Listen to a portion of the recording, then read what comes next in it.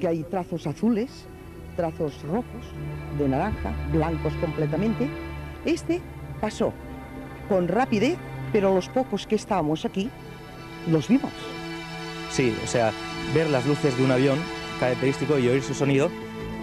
Y entonces pues me di cuenta con los prismáticos que detrás de él había una luz intermitente roja que lo seguía a su misma velocidad. Y en un momento dado empezó a acelerar, se puso al lado del avión, lo sobrepasó y todo, y pues delante de él empezó a hacer cosas extrañas. Y lo que fue curioso es que se paró en seco y iba a una velocidad bastante más alta que la de un avión convencional, ¿no? O sea que para mí son ovnis. Y fue precioso.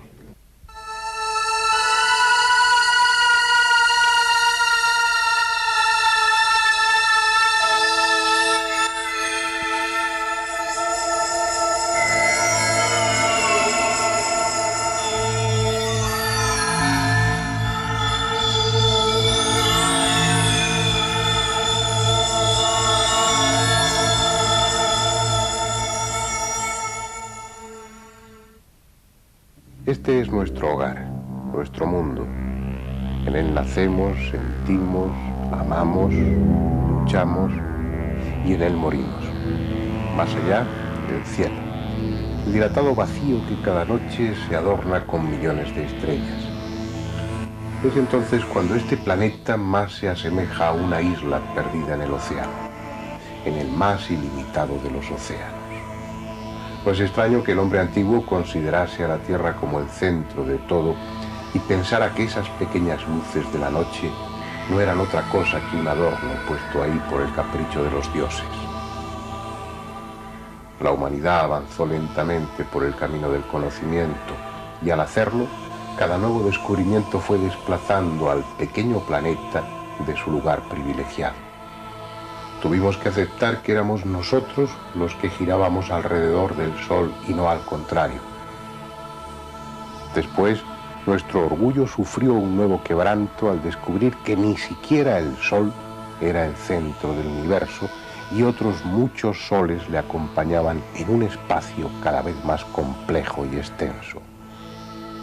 El sistema solar del que formamos parte ocupa una extensión de 12.000 millones de kilómetros de diámetro.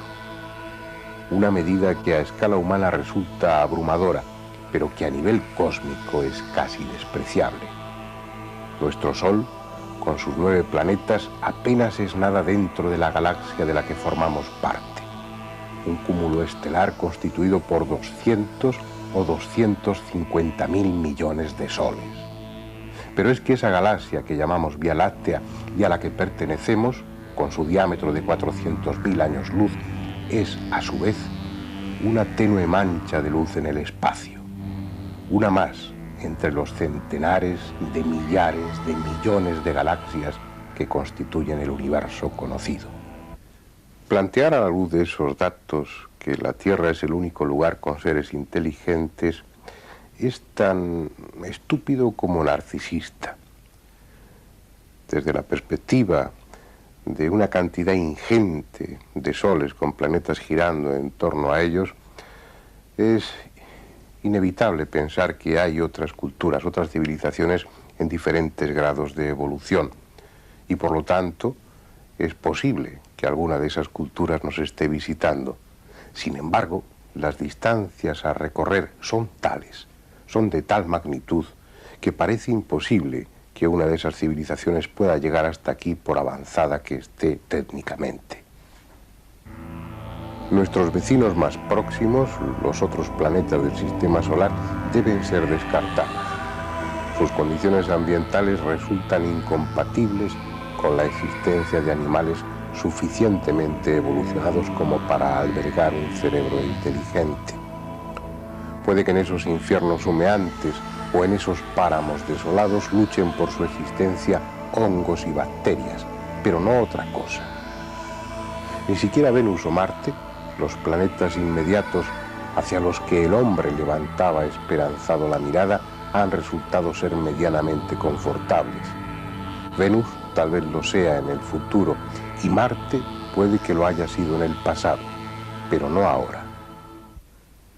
Para buscar parientes nuestros hay que ir más lejos, a otro sistema solar. La estrella más cercana, en realidad a un sistema estelar formado por 3 estrellas, es Alfa Centauri, que está a 4,29 años luz de distancia. Vamos a suponer que en ese sistema exista un planeta habitado.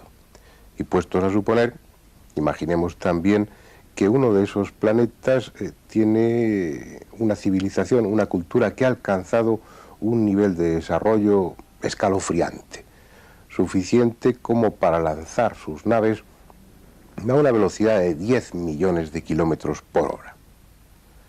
Para que se hagan una idea, a esa velocidad, yendo de la Tierra a la Luna, se tardaría unos 2 minutos aproximadamente, lo que no está nada mal.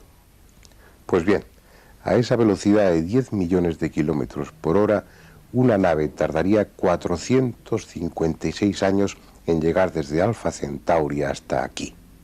Pero lo más probable es que en ese sistema solar no haya civilización alguna y sea preciso ir a buscarla más lejos. Teniendo en cuenta la magnitud de las distancias a recorrer, a los científicos escépticos no les falta razón cuando niegan la posibilidad de que estemos siendo visitados por extraterrestres. Pero los científicos escépticos pueden equivocarse. De hecho, se han venido equivocando tenazmente desde hace millares de años, y la ciencia ha avanzado a costa de ir enmendando sus errores. Además, a estas alturas no se puede negar la evidencia proporcionada por millones de testigos y todo tipo de pruebas. Así pues, o existen otras formas diferentes de recorrer el universo a las que imaginamos, o ellos, los tripulantes y los ovnis, son tan de aquí como nosotros mismos. Cualquiera de esas dos posibilidades es absurda, pero mucho de lo que rodea al fenómeno ovni es también absurdo, así que no hay por qué sorprenderse. Además, absurdo o no, estamos aquí para hablar de ello, así que lo haremos. Y comenzaremos por el principio, un principio que inevitablemente nos lleva a referirnos a Kenneth Arnold. Este es nuestro hombre, un pequeño empresario de Estados Unidos que el 24 de junio de 1947 despegó con su avioneta del aeropuerto de Chenalis, en el estado de Washington, con rumbo a Yakima, en ese mismo estado.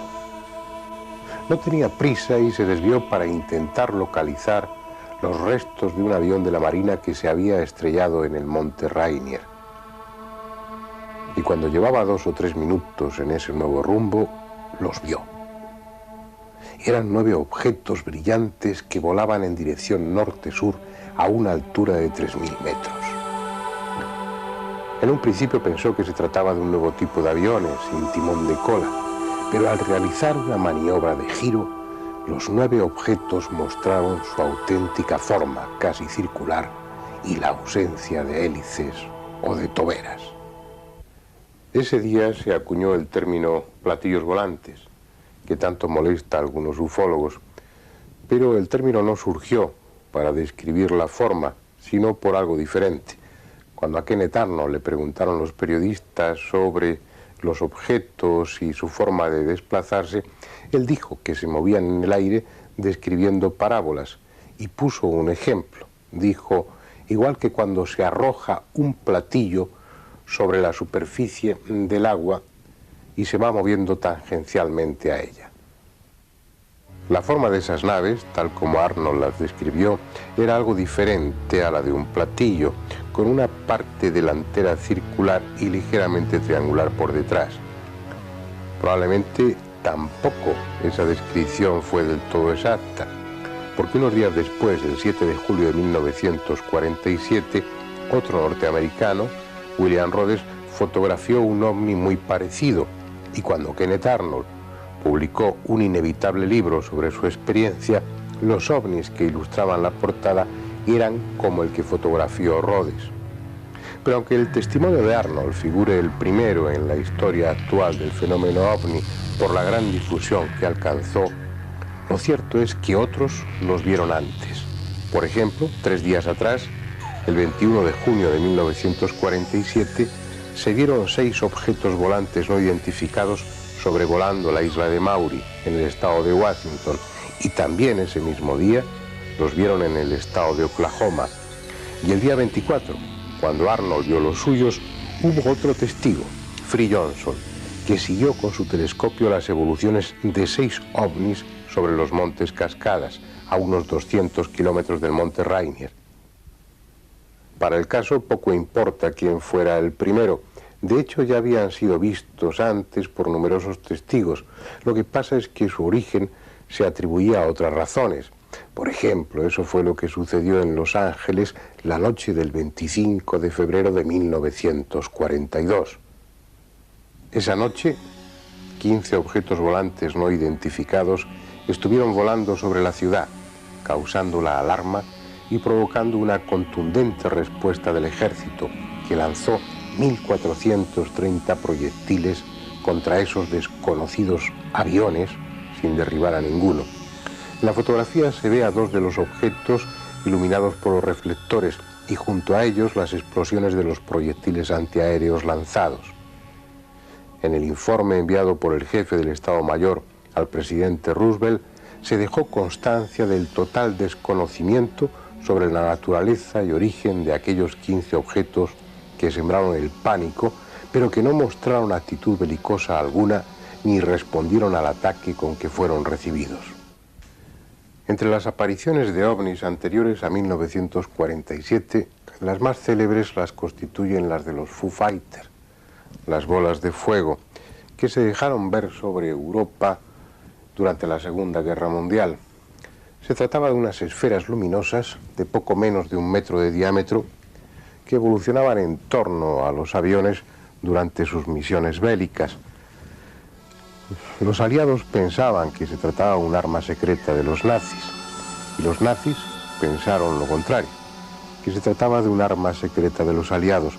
El final de la guerra vino a demostrar que ni unos ni otros eran los responsables de aquellas misteriosas esferas luminosas, sino que se trataba de algo cuyo origen se desconocía. De aquella época se conservan 2 fotografías, 2 viejas fotografías ya clásicas, en las que pueden verse, aunque no muy perfectamente, a esos Foo Fighters junto a los aviones de guerra. Esta es de 1944. En primer término, un avión alemán que volaba sobre Austria en una misión de reconocimiento, y más arriba, como un fantasma, el Foo Fighter que estuvo evolucionando en torno al avión. Esta es de 1945. Se aprecian las formas inconfundibles de 2 Stuka alemanes y entre ellos 2 de esas esferas luminosas. Este tipo de ovnis se han seguido viendo desde entonces, a veces en el interior de las casas, atravesando las paredes, como si en efecto se tratara de esferas de energía sin soporte material alguno. De lo que se trata ahora es de dejar constancia de que, aunque el caso de Kenneth Arnold figure como el primero en la historia de los ovnis, ya antes que él hubo otros testigos y hubo otros casos de ovnis. Lo que sí se puede decir es que la del año 1947 fue la primera auténtica oleada de ovnis que ocupó a los medios de comunicación y que preocupó a las autoridades. Los ovnis se dejaron ver en esos días como si quisieran hacer una exhibición, un alarde de su presencia en nuestro mundo. Evolucionaron descaradamente ante millares de testigos, acompañaron a aviones civiles y militares durante horas y, lo que resultaba más preocupante, sobrevolaban impunemente bases del ejército que hasta ese momento eran altamente secretas.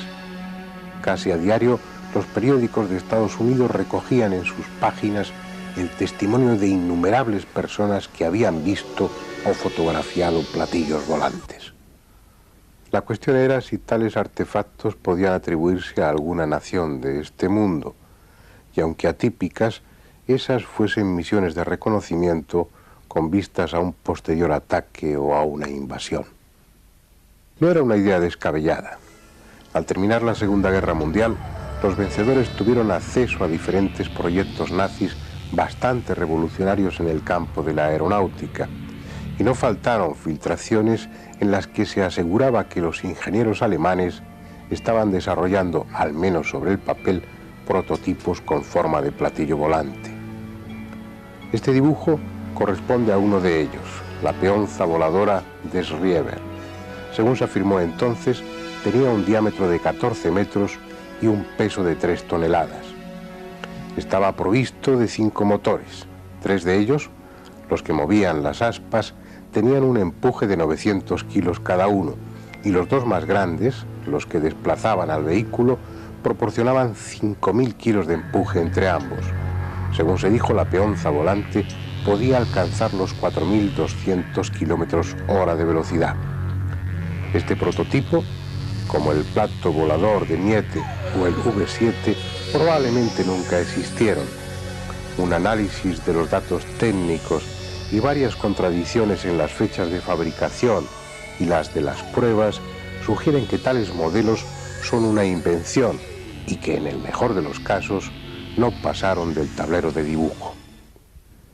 Existiesen o no tales prototipos, lo cierto es que algunos ingenieros aeronáuticos se sintieron tentados por la forma circular, diseñando aparatos de curioso aspecto que podrían, tal vez, haber sido confundidos con ovnis.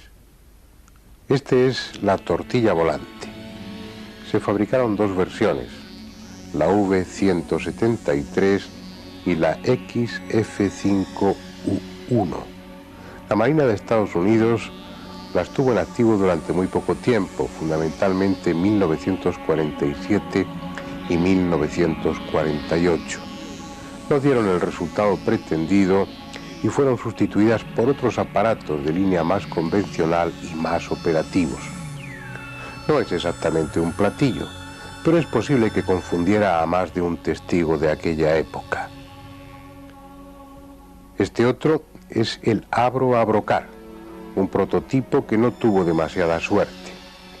Más que avión, era un helicóptero compacto, diseñado para despegar verticalmente, mantenerse inmóvil en el aire y una vez en ruta alcanzar los 480 kilómetros por hora. Esas eran las pretensiones y otro fue el resultado. Apenas se elevó unos metros sobre la pista de prueba y su gobernabilidad dejó bastante que desear, así que a pesar de su atractiva forma y del dinero invertido, el proyecto se abandonó.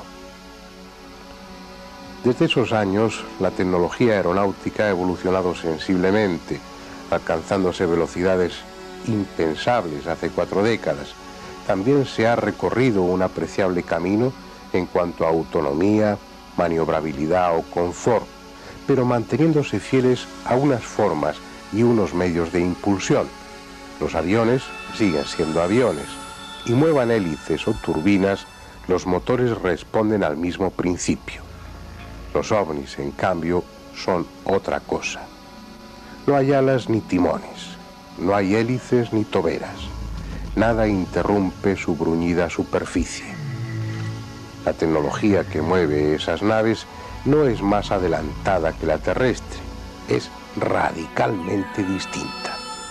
Para alcanzar ese nivel, los humanos tendríamos que seguir un camino diferente al que hasta ahora hemos seguido.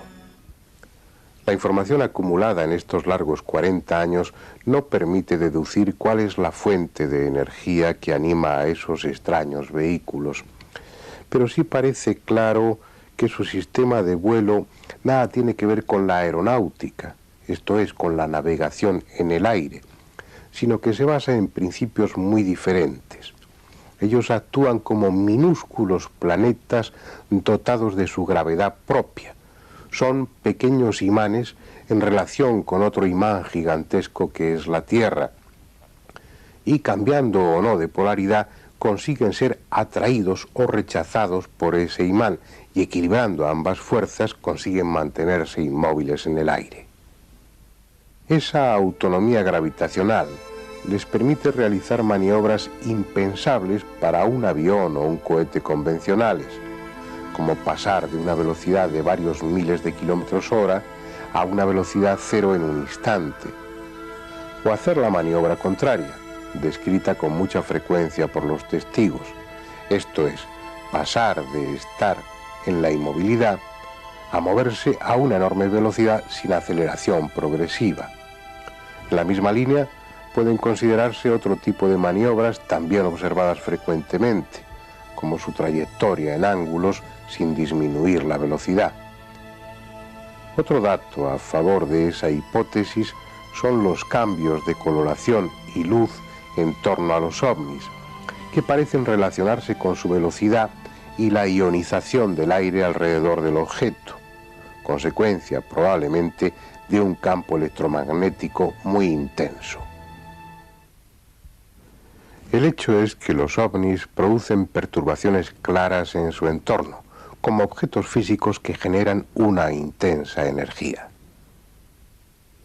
Uno de los efectos estudiados desde hace años por su relativa frecuencia son las huellas, consecuencia de sus aterrizajes o de su proximidad al terreno.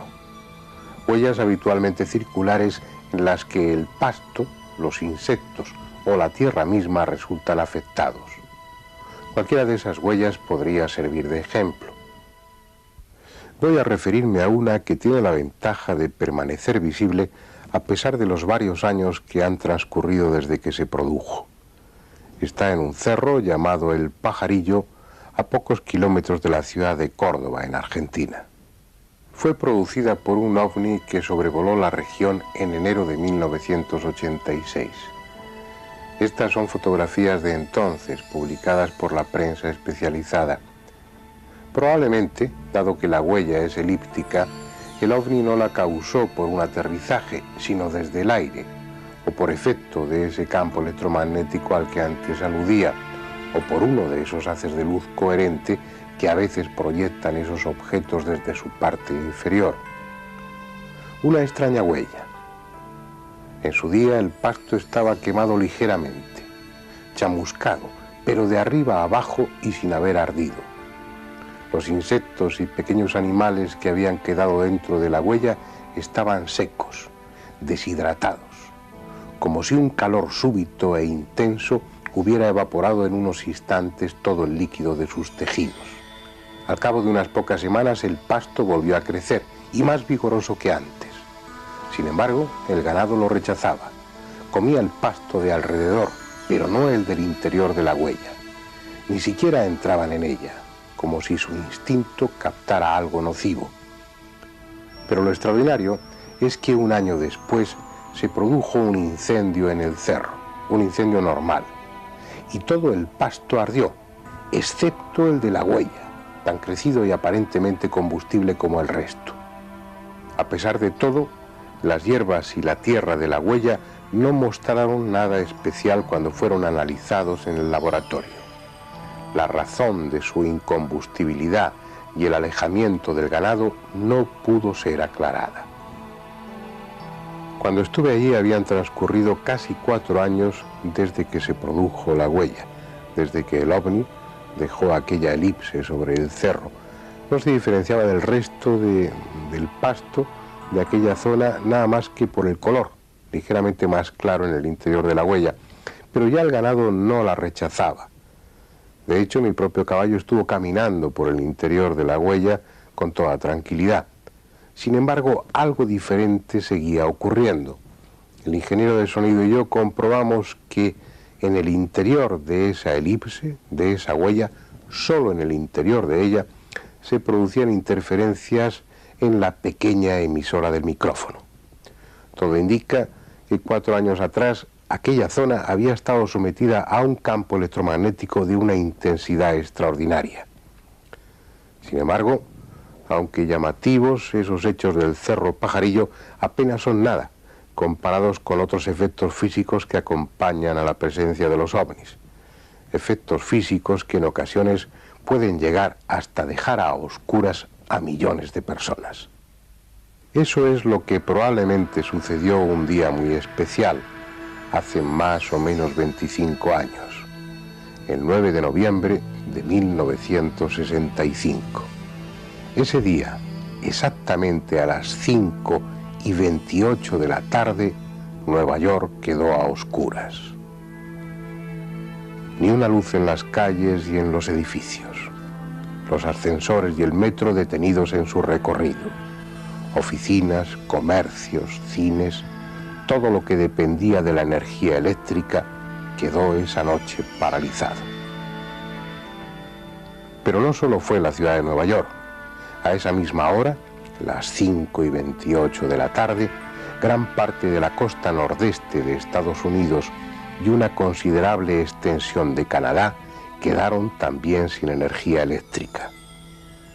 36 millones de personas se vieron afectadas por el gigantesco apagón, desde las 5:28 de la tarde hasta las 5:28 de la madrugada. Durante 12 horas exactas, la quinta parte de los habitantes de Norteamérica carecieron de energía eléctrica. ¿Cuál fue la causa? En los primeros informes dados a los medios de comunicación se dijo que todo se debía a una avería eléctrica producida en una línea cerca de las cataratas del Niágara, pero esa primera información y otras que se dieron después a la prensa fueron posteriormente desmentidas.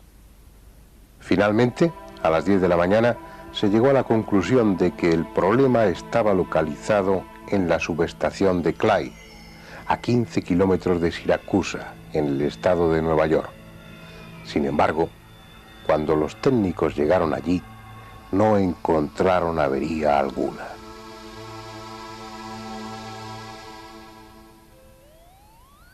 A pesar de todo, es posible que fuera en ese lugar donde se inició el problema. Unos instantes antes del apagón, un piloto privado, Wilson Ross, que se aproximaba a Siracusa para aterrizar, vio justo cuando estaba sobrevolando las líneas eléctricas inmediatas a la subestación de Clyde, una enorme bola roja muy brillante, de unos 30 metros de diámetro, que se desplazaba sobre el tendido eléctrico. Al mismo tiempo, Robert Walsh, un delegado de la Agencia Federal de Aviación, contemplaba desde otro ángulo la misma esfera roja. En total hubo 5 testigos que vieron un objeto volante no identificado sobrevolando las líneas eléctricas junto a la subestación de Clyde, donde según los técnicos se inició la avería. No puede afirmarse rotundamente que los ovnis fueran los responsables del apagón. Sin embargo, todo parece indicarlo. Vamos a ver si no las piezas de que disponemos y si encajan unas con otras. Primero, el apagón dura exactamente 12 horas, ni un minuto más ni un minuto menos, desde las 5:28 de la tarde hasta las 5:28 de la madrugada. Segundo, viendo el apagón, su extensión y la localización, los técnicos deciden que el único lugar en el que se pudo iniciar la avería es la subestación de Clyde. Van allí y no encuentran avería alguna. 3. Sin embargo, unos minutos antes de que se produzca el apagón, hay 5 testigos, cada uno con una localización diferente, que ven precisamente sobre la subestación de Clyde un objeto volante no identificado, un ovni, sobrevolando el tendido eléctrico. Y 4. En toda la zona del apagón, miles de testigos vieron esa noche ovnis, incluida la ciudad de Nueva York, donde la intensidad de las apariciones de ovnis fue tal que muchos de ellos pudieron ser fotografiados.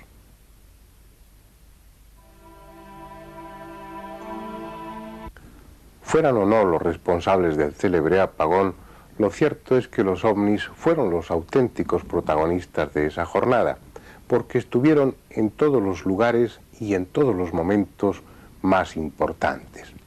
Pero no solamente en el apagón de Norteamérica. Durante esas semanas de noviembre y diciembre de 1965, muchas ciudades del mundo, desde Finlandia hasta Argentina, sufrieron averías eléctricas igualmente extensas e igualmente inexplicables, que también se caracterizaron por la presencia descarada de los ovnis. Si fue algo intencionado o simplemente accidental, nadie puede ya saberlo. Pero en cualquier caso, se trata de fenómenos que se relacionan con el bien conocido efecto electromagnético producido por la proximidad de un ovni. algo que induce a pensar en ellos como máquinas y no como alucinaciones. Máquinas prodigiosas, desconcertantes, pero tan materiales y tangibles como cualquiera de nuestros aviones. En los centros de seguimiento y control aéreo lo saben bien. Esas naves de origen desconocido, tan ajenas a nuestra técnica y que, según muchos, proceden de lejanos rincones del universo, han dejado sobre las pantallas de radar sus inquietantes huellas.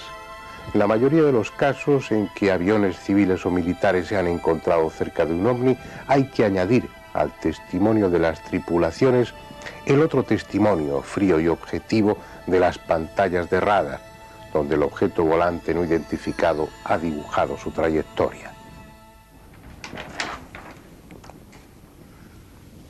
No son imágenes holográficas ni fantasmas fabricados por el inconsciente colectivo, como sugieren algunos. Son, al menos en la mayoría de los casos, máquinas. Máquinas que vuelan, aunque al hacerlo vulneren los principios de la física que conocemos y nada tengan que ver en sus maniobras con las leyes que rigen nuestra aeronáutica. Son máquinas y como tales responden a unas formas y a unas líneas. En un principio, allá por los años 50, se hablaba con cierta justicia de los platillos volantes. Esa parecía ser la forma predominante. Pronto empezó a hablarse de otro tipo, menos frecuente, pero visto también por muchos testigos. Naves cilíndricas de gran tamaño, enormes cigarros que parecían corresponderse con el concepto de nuestros portaaviones. Esos ovnis de varios centenares de metros serían los encargados de recorrer las tremendas distancias interestelares, llevando en su panza pequeñas naves de exploración, los familiares platillos, mucho más funcionales para moverse en nuestra atmósfera. Parecía un planteamiento coherente, pero no duró mucho tiempo.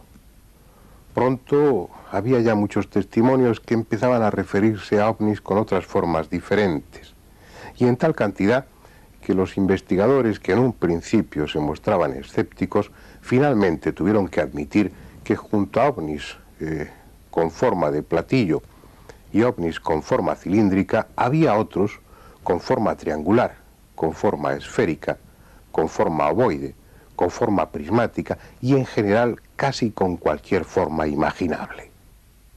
A los testimonios se fueron sumando las pruebas fotográficas y el tema de la clasificación se hizo cada vez más difícil para los ufólogos, porque además de las diferentes formas, se añadieron detalles accesorios: ventanas, antenas, cúpulas, colores.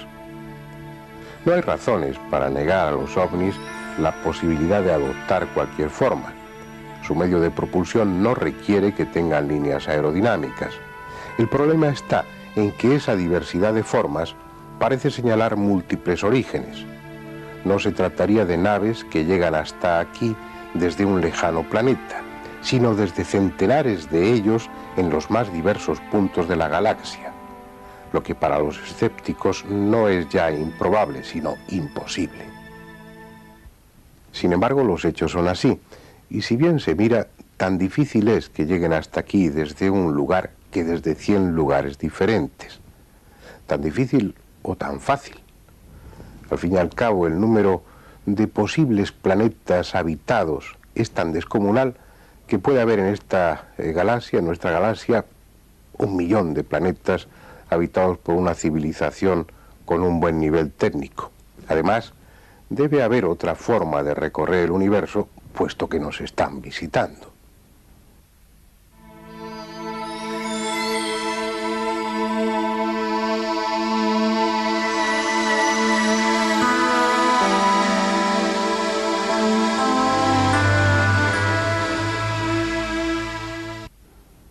Aceptemos, pues, como los hechos sugieren, que vienen desde muy diferentes lugares a bordo de sus máquinas movidas por una energía que desconocemos y fabricadas con materiales igualmente extraños, pero máquinas al fin. Sin embargo, ¿cómo entender que una máquina pueda transformarse en vapor o simplemente desaparecer como si nunca hubiera existido? Vamos a verlo con unos cuantos ejemplos que ya son clásicos. Esta secuencia fotográfica es la de Rex Eflin, un inspector de carreteras que estuvo muy cerca de un ovni el 3 de agosto de 1965 en Santa Ana, California. Las 3 primeras fotografías las obtuvo desde dentro de la cabina del camión. Luego el objeto desapareció de su campo visual y Eflin descendió del vehículo, pero el objeto ya no estaba. En su lugar había un anillo de humo negro que fotografió también. Esta otra serie es aún más desconcertante. Fue obtenida el 9 de septiembre de 1957 en Fort Belvoir, en Estados Unidos. Se trata de un anillo que fabrica en torno a sí una nube, como si su pretensión fuera la de camuflarse. Al cabo de unos minutos, la transformación se había completado y la falsa nube ascendió hasta unirse a las nubes normales y confundirse con ellas.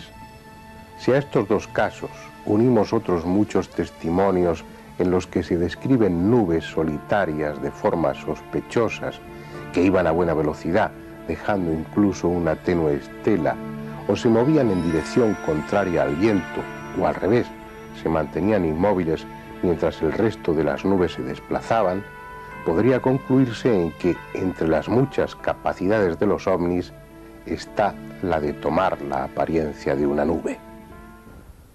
Otras veces los testimonios se refieren a cosas más sorprendentes, a ovnis que desaparecen de un instante para otro, ovnis que están ahí, balanceándose suavemente, y en una fracción de segundo ya no están, han desaparecido, como si hubieran pasado a otra dimensión. Y es eso lo que quizás explique cómo recorren las inmensas distancias del universo, prescindiendo del espacio y del tiempo, atravesándolos limpiamente. Es probable que ellos hagan uso de lo que nuestra ciencia empieza a plantearse respecto a universos paralelos, agujeros de gusano, pasadizos de tiempo, conceptos explicables en lenguaje matemático, pero inalcanzables para nuestra mente, adaptada a una visión tridimensional del mundo. Comenzamos a intuir que el universo es algo muy diferente a lo que hasta ahora imaginábamos, pero es tanto el camino que aún falta por recorrer que solo los necios pueden atreverse a decir lo que es o no es posible. Nos guste o no, parece evidente que ellos están aquí a bordo de sus naves, y si es así, enlazamos con lo que les decía al principio: o han estado aquí siempre, o existen otras formas de recorrer el universo mucho más fáciles de lo que imaginamos. Pero llevamos varios minutos hablando de ellos y aún no nos hemos planteado cuál puede ser su aspecto. Nuestros autores de ciencia ficción se los imaginaron de las más diversas formas, casi siempre horrendas. Al fin y al cabo, los terrestres sentimos también xenofobia y tendemos a suponer que solo por serlo, lo desconocido es potencialmente peligroso. Si a ello unimos nuestro ya conocido narcisismo, nos parecerá inevitable que lo extraño, lo lejano, además de malo, ha de ser necesariamente feo y desagradable. Eso es al menos lo que se reflejaba en los relatos de ciencia ficción hasta hace unas pocas décadas. Claro está que hubo excepciones, y algunos autores aplicaron la lógica tratando de imaginar cómo serían, anatómicamente hablando, los hipotéticos habitantes del árido Marte, el húmedo Venus o el gigantesco Júpiter. Lástima que el tiempo viniera a demostrar que en esos vecinos planetas no es concebible la vida tal como la conocemos. El único camino sensato para deducir cómo son o cómo pueden ser los extraterrestres que nos visitan es considerar qué condiciones debe cumplir una criatura que albergue un cerebro inteligente y que tenga posibilidad de manejar instrumentos y desarrollar una tecnología. El modelo debemos buscarlo en lo que tenemos al alcance de nuestra mano, es decir, en lo que ha sucedido en nuestra propia Tierra. En este mundo la única especie inteligente y tecnificada es la humana. Esa forma, nuestra forma, nuestra arquitectura biológica, no corresponde a la casualidad. Vamos a verlo. Tratándose de una criatura inteligente y hábil, es necesario que camine erguida, asentada sobre sus extremidades posteriores, en este caso ya inferiores. ¿Por qué? Porque de esa manera le quedan libres sus extremidades anteriores, lo que resulta imprescindible para manejar instrumentos, para manipular una lanza o las teclas de un ordenador, para coser sus vestidos o pintar un cuadro. Por esa misma razón, los brazos no pueden terminar en cascos o en pezuñas, sino en manos con dedos articulados. El cerebro, el sistema nervioso central, la parte más importante de nuestro organismo, debe estar protegido por un fuerte caparazón óseo y tener lo más cerca posible los sentidos que le permiten relacionarse con el entorno: la vista, el oído y el olfato. Si además la cabeza está allá arriba, su posición resulta óptima para tener información de cuanto nos rodea. Y así podíamos ir enumerando detalles, pero la conclusión final sería que esta forma, la que tenemos, es la más adecuada para albergar a un cerebro inteligente. En definitiva, la naturaleza ha tenido centenares de millones de años para experimentar, y si ha elegido una forma como la humana, no ha sido por casualidad, sino, como siempre, porque le sobraban razones. Así pues, sean con manos de 5, 4 o 6 dedos, más altos o más bajos, con más pelo o sin él, lo cierto, o lo probable al menos, es que los extraterrestres se parecerán bastante a nosotros.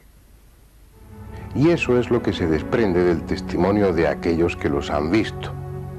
Este boceto corresponde a unos de los primeros extraterrestres con los que tomó contacto un humano, el pintor italiano Ioannis, en agosto de 1947.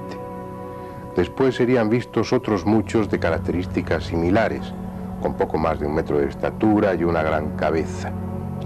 A ese tipo de alienígenas hubo que unir inmediatamente otros de aspecto diferente, vestidos con atuendos igualmente distintos, estaturas que llegaban hasta los 3 metros, ojos de todo tipo, piel de los más variados tonos, escafandras en algunos, trajes negros, plateados, escamosos, brillantes, unos de rostro angelical, otros repulsivos, algunos decididamente robotizados. En pocos años hubo material suficiente para intentar una clasificación, y se han hecho muchas. La más conocida es la del ufólogo brasileño Jader Pereira, en 1970, basada en 333 casos con poco más de 400 humanoides observados. En su clasificación, pese al escaso material encuestado, se llega a 12 tipos diferentes de seres, sin contar los detalles adicionales en su anatomía o en su indumentaria. Como les sugería antes, los tipos descritos se ajustan básicamente a la arquitectura biológica de los humanos, con muchas variedades en cuanto a los detalles accesorios. Algo similar, si bien se piensa, a lo que sucede en este planeta, en el que conviven seres humanos de muy diferentes tonos de color de piel y con estaturas que van desde el metro escaso de los pigmeos hasta los 2,5 metros de algunos jugadores de baloncesto. Bien, aunque no sepamos cómo, parece claro que estamos siendo visitados por seres más o menos exóticos procedentes de lugares que desconocemos y con un nivel tecnológico bastante evolucionado.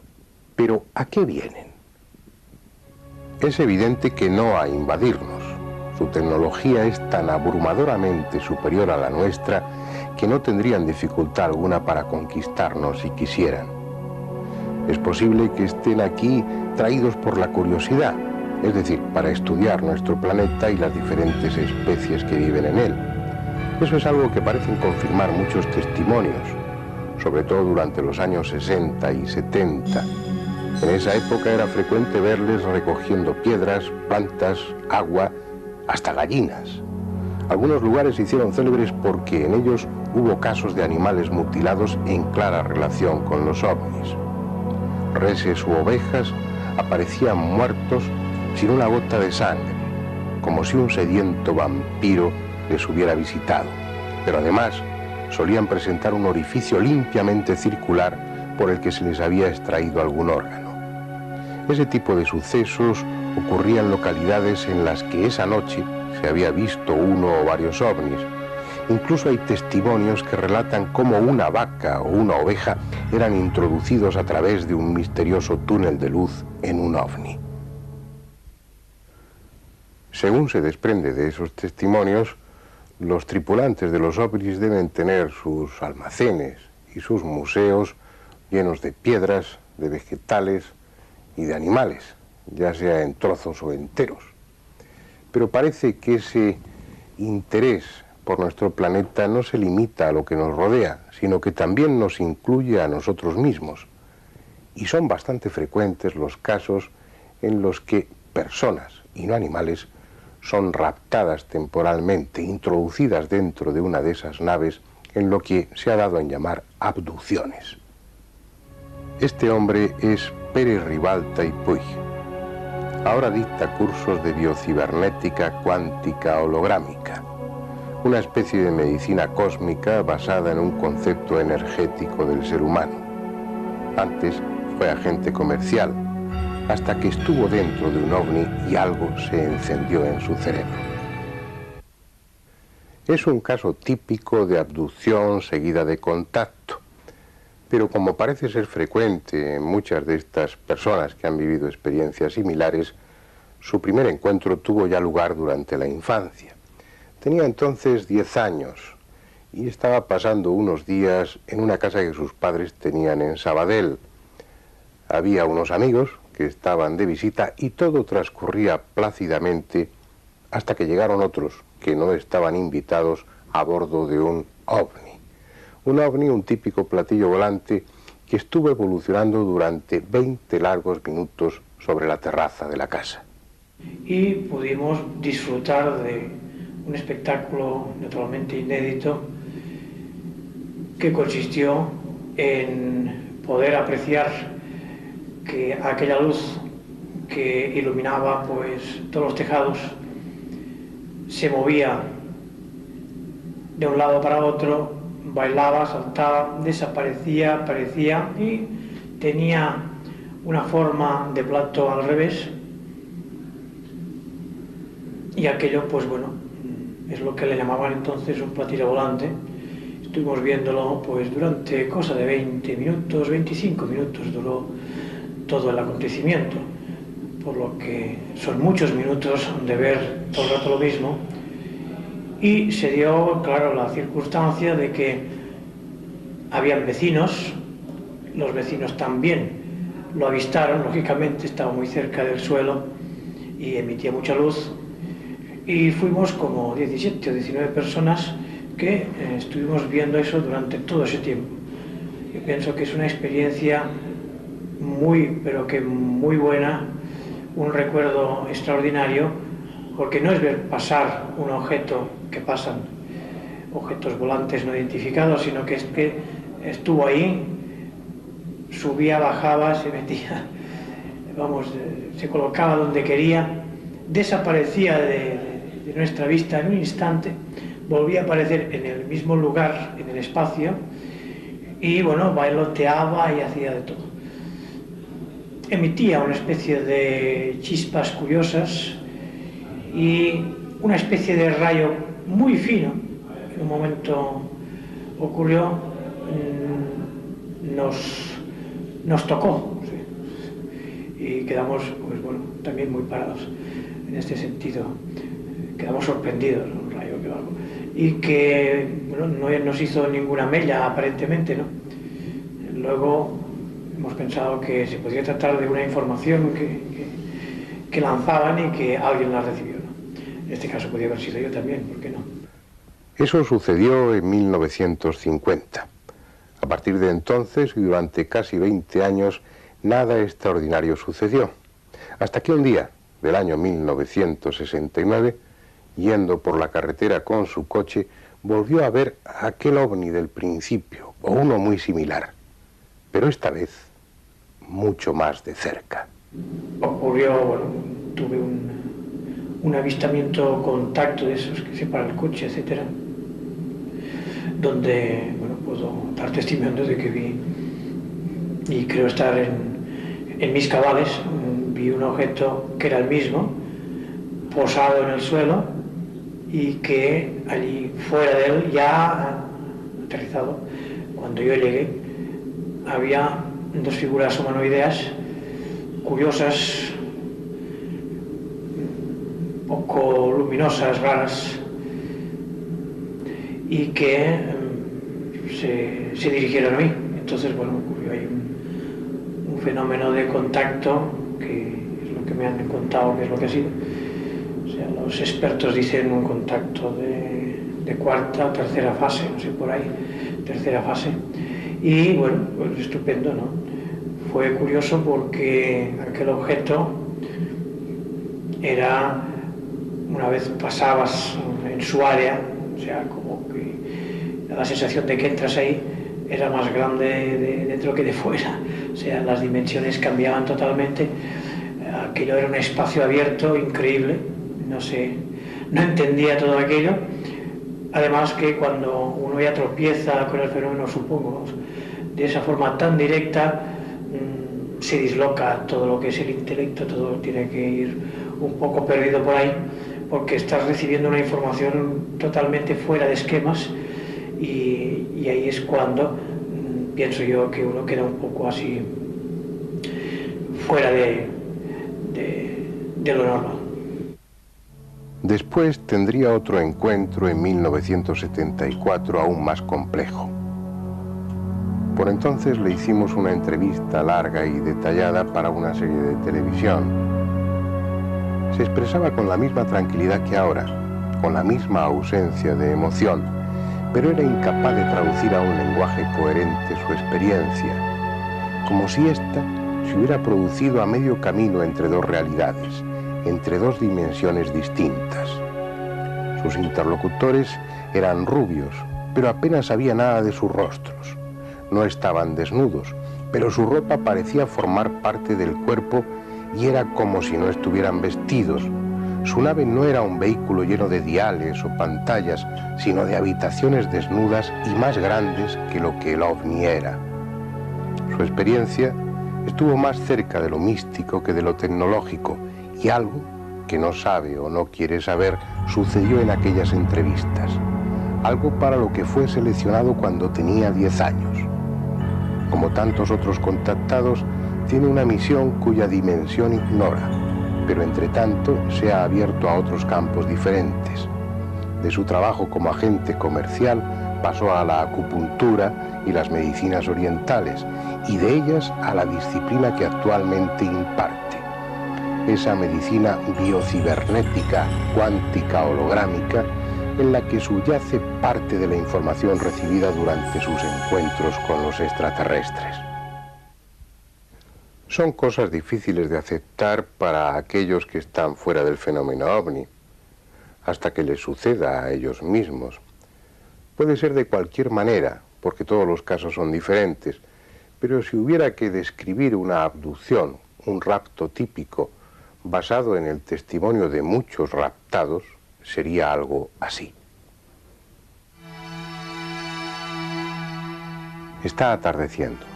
Nuestro protagonista conduce su coche por cualquier carretera, ajeno a cuanto va a sucederle, con su pensamiento lejos de algo tan extraño o absurdo como los ovnis. Súbitamente siente un impulso y se desvía por una carretera secundaria. No hay razón alguna para hacerlo, pero tampoco tiene demasiada prisa y además siente cierta curiosidad por ver las consecuencias de esa especie de capricho surgido aparentemente de su subconsciente. No hay tráfico alguno. Durante varios minutos circula en solitario por la estrecha carretera. Comienza a pensar que en cuanto encuentre el lugar adecuado dará la vuelta, y probablemente lo habría hecho así, pero inesperadamente el motor se para y las luces se apagan. Tras varios intentos infructuosos, decide ir en busca de ayuda de alguna casa desde la que telefonear. Camina maldiciendo su suerte y diciéndose a sí mismo que nunca volverá a hacer caso de impulsos como ese. Caminará 100, 200 metros y en el primer recodo del camino se encontrará con ellos.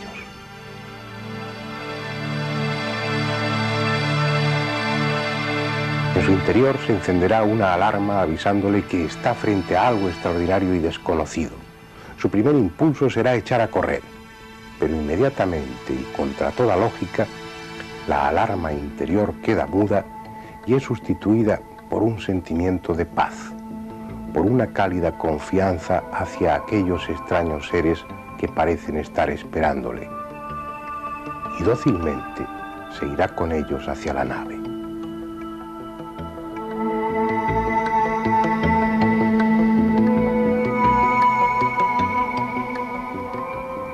De lo sucedido a partir de ese momento no recordará nada después. Si acaso imágenes poco definidas, fragmentos en los que se verá a sí mismo tumbado en una especie de camilla, sometido a una exploración minuciosa, u oyendo frases en un idioma desconocido, o respondiendo a preguntas que le llegan directas a la mente. No sabrá el tiempo que ha transcurrido, ni tendrá memoria plena de lo que allí dentro suceda. Después, mucho después, le dejarán abandonar la nave. Como sonámbulo quedará allí unos minutos sin saber qué hacer, hasta que, encendiéndose como una antorcha, sin más ruido que un grave zumbido, el objeto se elevará en el aire y en unos segundos se perderá en el cielo. No quedará otro testimonio de su paso que un áspero olor a ozono y una persona que comienza a tomar conciencia de que acaba de sufrir la más extraordinaria experiencia de su vida. Es probable que cuando llegue a su casa ponga alguna excusa para justificar el retraso y que durante algún tiempo, tal vez mucho tiempo, no cuente a nadie lo que le ha sucedido. Sus noches serán inquietas, con sueños en los que revivirá parte de su experiencia, y durante el día tendrá sentimientos enfrentados. De una parte, miedo a que ese secuestro vuelva a repetirse. De otra parte, sentirá cierto orgullo por haber sido un elegido, por poseer información de primera mano sobre un tema tan debatido y sobre el que tanto se ha escrito. Probablemente seguirá haciendo las mismas cosas que hacía antes, pero él ya no será el mismo. Eso es lo que le sucedió a un matrimonio célebre, a los Hill, que sufrieron un secuestro el 19 de septiembre de 1961. En cualquier tratado de ufología pueden encontrar una descripción minuciosa de su caso. Incluso se editó un libro relatando su experiencia, El viaje interrumpido. Primero en los sueños y después a través de una hipnosis regresiva, los Hill fueron recordando la mayor parte de lo sucedido en el interior de la nave, donde durante 2 horas fueron sometidos a un prolijo examen de su anatomía. Hoy su aventura solo tiene cierto valor histórico, porque en estos 30 años transcurridos son ya innumerables las personas que han pasado por un trance similar. Porque ese es uno de los aspectos más paradójicos del fenómeno ovni. Mientras los científicos, algunos científicos, se muestran escépticos respecto al fenómeno y los ufólogos, los investigadores, escriben gruesos tratados para convencer al público en general y a los científicos en particular de lo serio que es el fenómeno ovni, resulta que ponerse en contacto con los tripulantes de los ovnis no es una utopía, sino algo accesible, algo sumamente fácil si se tiene en cuenta el número creciente de personas que afirman estar en contacto con ellos. Este es Adamski, el primero y más célebre de los contactados. Fiel creyente en la existencia de los ovnis, empezó a investigar por su cuenta, a frecuentar el desierto con la intención de verlos y fotografiarlos. hasta que empezó a tener intuiciones. Fuertes impulsos que le guiaban al lugar adecuado desde el que contemplar su paso y obtener fotografías como estas que están viendo. Incluso llegó a entrar en contacto físico con ellos, con los tripulantes.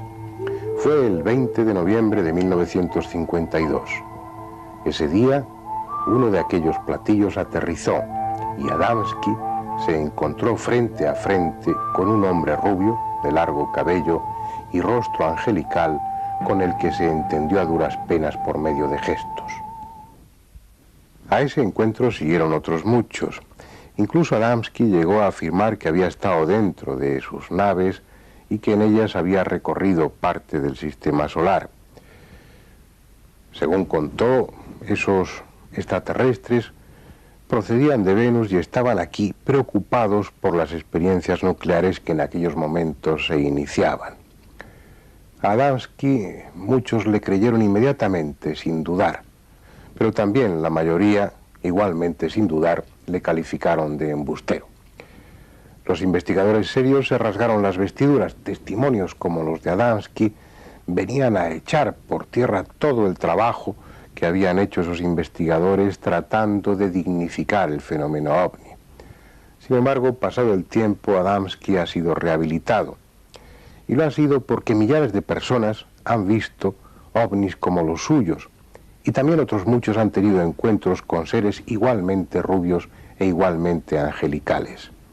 Está claro que a Adamski le mintieron, que ni venían de Venus y que probablemente les traía sin cuidado nuestras experiencias con la bomba atómica o hasta qué punto estábamos dispuestos a hacer el bárbaro. Pero con el paso del tiempo hemos aprendido también que ellos mienten descaradamente y que a través de los contactados difunden los más absurdos mensajes. La cuestión está en saber si eso lo hacen por diversión o por alguna razón que desconocemos. Pero mientan o no, parece que son necesarios, que cuando menos su presencia enciende una llama de esperanza en muchos humanos, tan decepcionados de su propia especie que confían más en la sensatez de los extraterrestres que en la de quienes manejan la economía o la política. Y es justo reconocer que no les falta razón. Por eso son millares de personas las que acuden a la llamada de los contactados, como si se tratase de nuevos apóstoles. Van llevados por cierta morbosa curiosidad, pero en el fondo les mueve una quién sabe si ingenua esperanza. Datos hay para el que esté interesado que apoyan la veracidad de los contactados, como la aparición nada casual de ovnis en los lugares y horas convenidas, con todos los testimonios que se quiera y unos cuantos más. Pero también están los mensajes difundidos, tan rancios y convencionales como un antiguo sermón dominical. Y así, a pesar del tiempo transcurrido y la ingente información acumulada, los ovnis se mantienen para el ciudadano medio entre dos aguas, a medio camino entre lo absurdo y lo real. Solo la información de primera mano, el convertirse en contactados, puede convencer a quienes niegan la realidad del fenómeno ovni. Y eso es algo que puede suceder en cualquier momento y en cualquier circunstancia. No es preciso ir a un apartado desierto o desviarse a una carretera secundaria. A veces, eso puede suceder en el propio dormitorio, como le pasó a Soledad.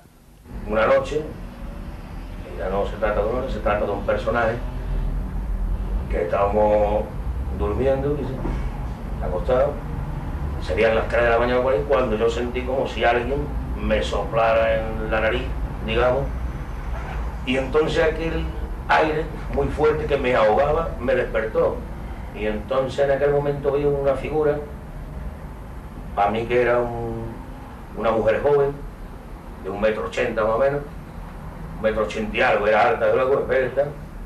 Digo una mujer por el pelo, que era un pelo tipo Colón, ¿no? Una melena corta tipo Colón. Entonces era un ser que desprendía una luz muy fuerte y, digamos, estaba mirando a mi mujer, ¿no? Estaba mirando a Soledad y la tocaba con la mano en la frente. Entonces yo, lógicamente, me acerqué, me levanté y me acerqué, la estuve mirando, pero en ningún momento esa persona me miró a mí, seguía mirando a Soledad, hacia la cabeza, la miraba hacia ella, hacia abajo, puesto que estaba de pie al lado de la cama, y le tocaba la frente. Yo me acerqué, la miraba y tal, ella no me miró en ningún momento, ese personaje nunca me miró a mí. Bueno, y de golpe desapareció, volviendo a la habitación a la oscuridad total. Luego vendrían otros encuentros, ya fuera de la casa, e incluso un viaje al lugar del que, según parece, ellos proceden. Soledad, una ama de casa malagueña, inteligente y práctica, hubiera podido inventarse una historia verosímil si pretendiera engañar a los demás. Contando su historia, sabe que no va a ganar nada, si acaso burlas de los escépticos. Pero es lo que ella ha vivido física o mentalmente y ha decidido contarlo, prestándose a que quienes investigan midan y pesen como quieran su relato. Era un ser vivo, era una pregunta que yo tenía en mente, y me dijo que sí, era un ser vivo. Le pregunté cómo se llamaba, me dijo que se llamaba Agniei. ¿De dónde venía?, le pregunté, y me dijo que venía de la constelación de Sirio, de un planeta que se llamaba Betanago. Después de esto fueron unos contactos que yo recibía, pues casi diría todas las tardes. Al principio eran casi todas las tardes, y siempre tenía una pregunta que yo me inquietaba y que le hacía, ¿no? Siempre me la contestaba. Empezó ya a hablarme de su planeta, cómo era. Me empezó a hablar de cosas que yo no conocía anteriormente, cómo era la Confederación de los Mundos, cómo eran las naves que se trasladaban, cómo era su fisonomía, y me la describía en sueños. Su fisonomía la veía yo en sueños como un cliché en blanco y negro, como un negativo, y yo me empecé a hacer una idea muy concreta de que ese ser era bueno, y que en cierta medida quería decirme muchas más cosas. Soledad, como otros contactados, ha vencido sus reparos, si es que los tuvo, y hace público su caso, pero la mayoría guarda silencio. Los que nos ocupamos de estos temas somos confidentes de muchas experiencias parecidas que no divulgamos porque así se nos ha dicho. Unos porque ostentan cargos públicos, otros porque no quieren ser mirados con recelo, y muchos porque, pasado el tiempo, dudan si todo fue real. Pero son muchos, muchos más de los que se piensa. Abducidos y contactados son, o debieran ser, los que están en mejor situación para decirnos al resto quiénes son esos que nos visitan, cuál es su origen y cuáles sus intenciones. Pero solo saben lo que ellos les dicen, lo que ellos les dejan ver o les hacen ver. Y eso, a pesar de ser mucho, es tan poco que no sirve para convencer a quienes dudan. La única prueba, la definitiva, sería llevar una de sus naves al laboratorio y ponerla bajo el frío ojo de un microscopio. Lo malo es que ellos, sean quienes sean, no tienen interés alguno en terminar con la polémica. Como hábiles transformistas nos muestran una cara para inmediatamente después, en el instante siguiente, mostrar otra muy diferente. Somos muchos los que estamos convencidos de la realidad del fenómeno ovni, pero el fenómeno es tan contradictorio, tan absurdo, tan complejo, que procuramos no manifestar públicamente nuestra convicción para que no nos tomen por ingenuos o por crédulos.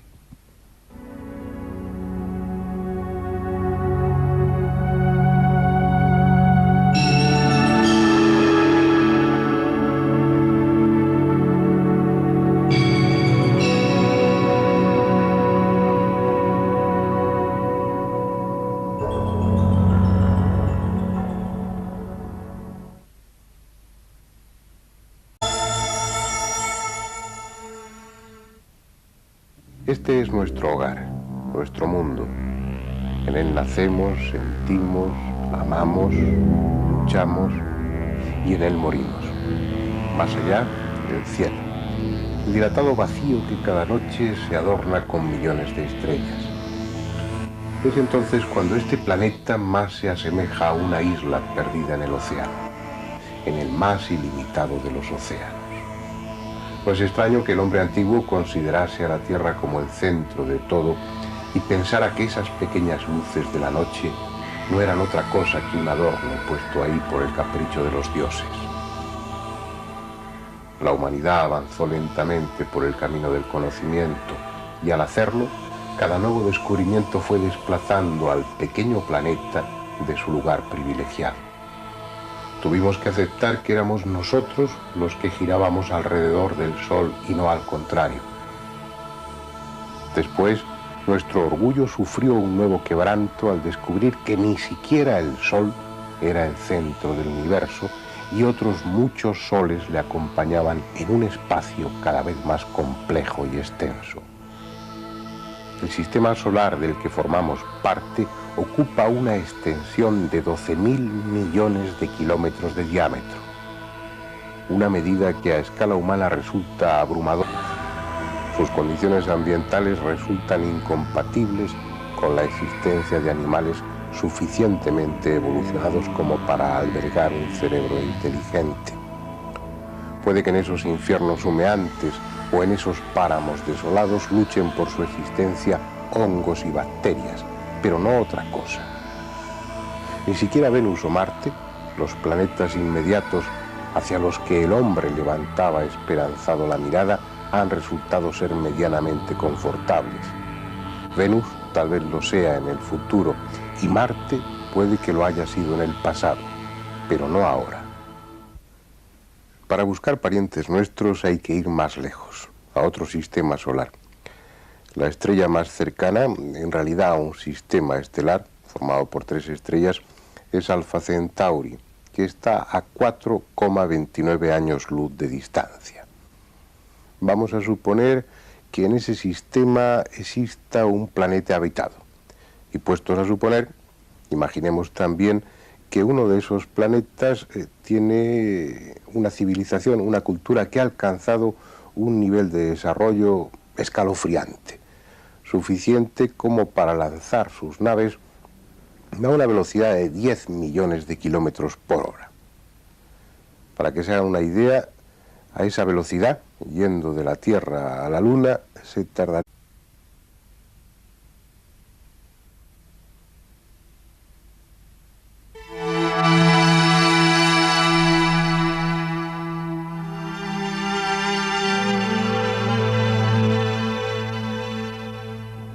que hay trazos azules, trazos rojos, de naranja, blancos completamente. Este pasó con rapidez, pero los pocos que estábamos aquí los vimos. Sí, o sea, ver las luces de un avión característico y oír su sonido. Y entonces pues me di cuenta con los prismáticos que detrás de él había una luz intermitente roja que lo seguía a su misma velocidad.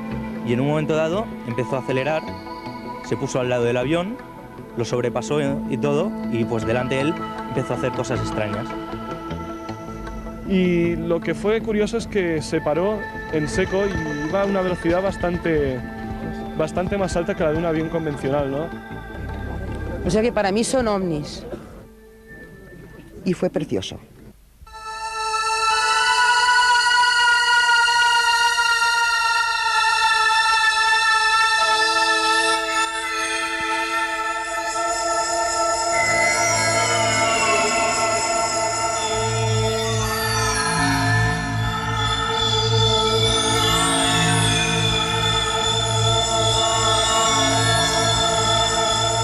unos 2 minutos aproximadamente, lo que no está nada mal.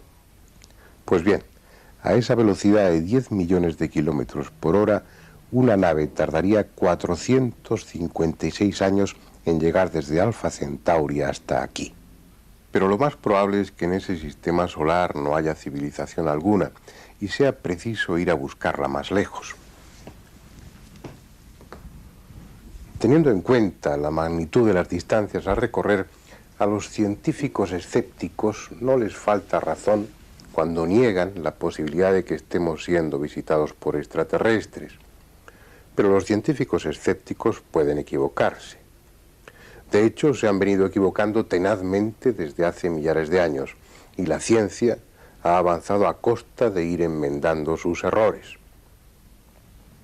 Además, a estas alturas no se puede negar la evidencia proporcionada por millones de testigos y todo tipo de pruebas. Así pues, o existen otras formas diferentes de recorrer el universo a las que imaginamos, o ellos, los tripulantes y los ovnis, son tan de aquí como nosotros mismos. Cualquiera de esas dos posibilidades es absurda, pero mucho de lo que rodea al fenómeno ovni es también absurdo, así que no hay por qué sorprenderse. Además, absurdo o no, estamos aquí para hablar de ello, así que lo haremos. Y comenzar ahora, pero que a nivel cósmico es casi despreciable. Nuestro Sol, con sus 9 planetas, apenas es nada dentro de la galaxia de la que formamos parte. Un cúmulo estelar constituido por 200 o 250.000 millones de soles. Pero es que esa galaxia que llamamos Vía Láctea y a la que pertenecemos, con su diámetro de 400.000 años luz, es, a su vez, una tenue mancha de luz en el espacio. Una más entre los centenares de millares de millones de galaxias que constituyen el universo conocido. Plantear a la luz de esos datos que la Tierra es el único lugar con seres inteligentes es tan estúpido como narcisista. Desde la perspectiva de una cantidad ingente de soles con planetas girando en torno a ellos, es inevitable pensar que hay otras culturas, otras civilizaciones en diferentes grados de evolución. Y por lo tanto, es posible que alguna de esas culturas nos esté visitando. Sin embargo, las distancias a recorrer son tales, son de tal magnitud, que parece imposible que una de esas civilizaciones pueda llegar hasta aquí por avanzada que esté técnicamente. Nuestros vecinos más próximos, los otros planetas del sistema solar, deben ser descartados.